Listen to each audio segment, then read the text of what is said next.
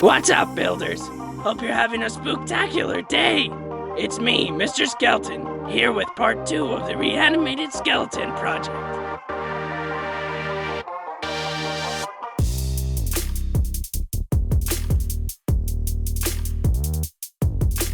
Hey guys! In part 1 of this project, I showed you how to add servo motors to a skeleton prop, giving you control of its jaw and neck movements. If you haven't seen that video, I'll throw a link up on the screen and in the comments down below.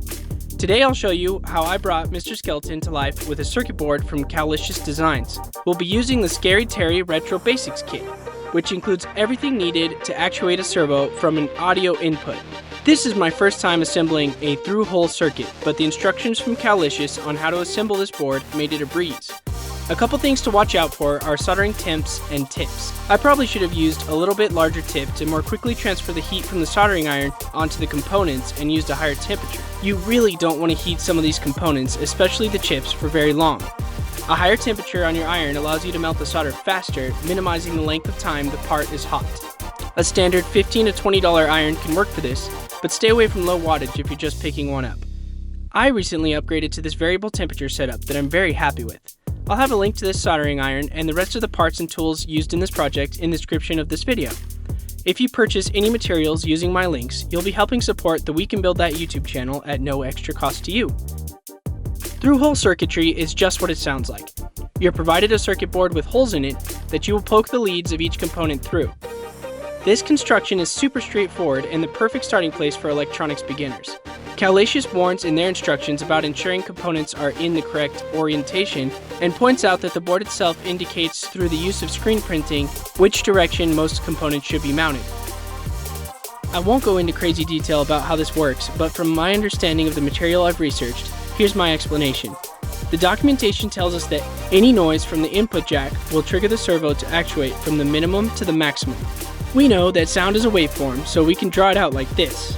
The amplitude or height of the wave is controlled by the gain pot. A higher gain will create taller waves, which pass through the level threshold to trigger the jaw movement. I find that a high gain adjusted closely to the level provides a nice movement and responsiveness. Your trigger audio needs to be pretty consistent in volume though, or softer sounds will not reach the threshold and the jaw will not move. I also find that if these two values are too far apart, the jaw doesn't close between words and the movement isn't very believable. The whole process took less than an hour and the circuit was ready for testing.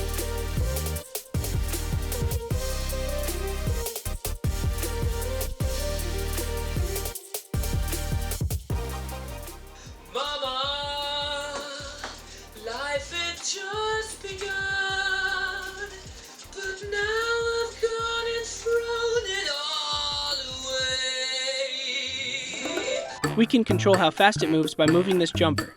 We can also control where the minimum and maximum points are and how they correspond to the position of the jaw with these two potentiometers. You can easily switch between the two positions by manipulating the level potentiometer. I had to play around with these until the jaw stayed in the open and closed position without any pressure on the servo. This is important for two reasons. First, when the servo is actively fighting to hold its position, it can be very noisy and heat up quickly. Secondly, the sound of the jawbone closing and hitting against the top teeth can become distracting. Because of this, I find it best to have the closed position set so that the jaw looks closed but actually has a tiny gap. These pins here allow you to hook up LEDs that illuminate in sync with the jaw for that classic Halloween prop flashing light in the eye socket gag. And this row of pins on the left of the board can be used to trigger larger props. Check out the documentation to learn more about them. Probably the most important piece of this puzzle is your audio track. There are some great options available online to purchase that will work out of the box, or you can make your own. If you go with the pre-recorded track, make sure it's dialogue only and that there are no sound effects or music that may trigger the jaw movement. For my application, I'm going to record a series of lines and edit them in Audacity. This will allow me to adjust the volume and place the audio on one channel. This means that if you were to listen to the track through a stereo headset, on the left you would hear only dialogue, and on the right all the sound effects and music clips. The Scary Terry board allows us to choose which audio channel is used for triggering the servo with another jumper. Then we can plug the output from the board into an amplifier and connect a speaker which will play both left and right audio tracks in a single monotone channel. The result is a clean jaw action in sync with a full-bodied audio presentation from a single audio source.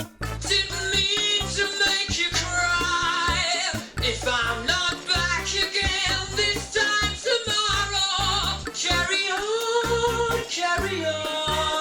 I picked up this little amplifier board to drive the speakers that will play the audio from our spooky friend.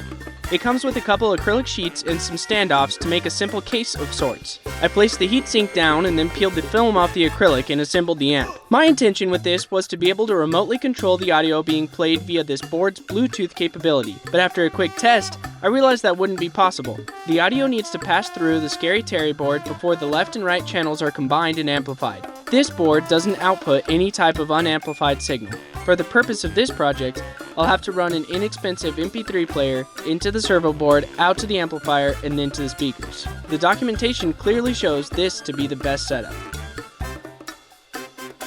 A pro tip on parts sourcing is to check the electronics section of your local thrift shops. Frequently, the shop is too busy to care what the item is worth and just slaps a price that seems fair on it.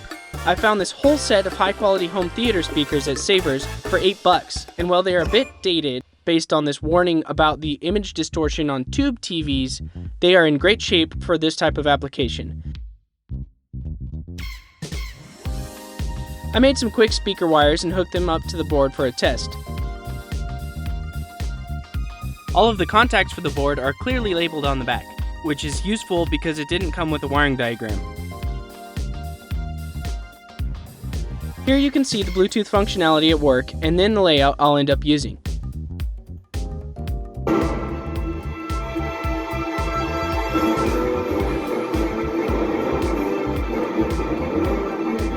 They sound amazing for $2 each, and I have something special planned for these other two. There you have it, folks. A talking skeleton on par with what the Halloween store has to offer, but with the ability to fine-tune and customize to suit your specific spooky needs. The Scary Terry board was satisfying to put together and tune, and the guys over at Calacious Designs have made an awesome manual that makes using the board fun and easy. Remember to check the link in the description to find more information on the parts and tools used in this build, and stay tuned to see our little bony friend in action in a future video. Now, I only came up with a handful of skeleton puns, but if you've got any, I'd love to read them in a comment down below, and maybe include them in an update later on. If you like this type of project, and you want to see more like this, why not hit that subscribe button? And if you're in the market for a prop like this, and you just can't find exactly what you're looking for, I hope you won't be afraid to say, I think we can build that.